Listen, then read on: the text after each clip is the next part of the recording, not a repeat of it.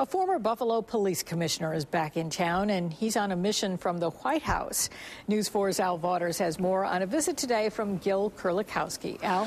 Well, Jackie, the former Commissioner Kurlikowski is now the national drug czar for President Obama.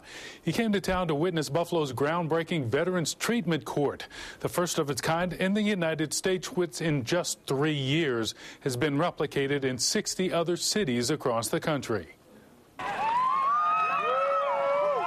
Many of America's young men and women who return from combat might seem okay, but they suffer from what are called the invisible wounds of war, mental health issues leading to drug abuse, alcohol abuse, crime. And today you stand tall. That's what motivated City Court Judge Robert Russell to establish a Veterans Treatment Court, the first of its kind in the country, believing it's better to heal these veterans than send them to jail. And if we can put them on the road to recovery and stability in their life, we've done a service not only to them, but to our community and to our country.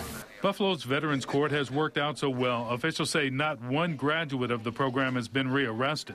The country's drug czar observed the proceedings. Former Buffalo Police Commissioner Gil Kurlikowski was appointed by President Obama. And while officials are now talking budget cuts, the administration is trying to boost funding for these kinds of programs. With the assistance of the treatment court, with the assistance of the VA, with the assistance of the educational opportunities that ECC presents, seems to me to be a winner. Marine veteran Tim Corby of Akron is the living testament of what the program can do. Taking prescription medications that ended up leading to harder drugs, heroin, Oxycontin, anything, any opiate that I could get my hand on.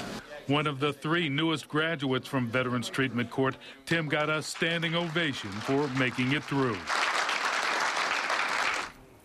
Veterans in the program are also enrolled in college, referred to job training and family counseling.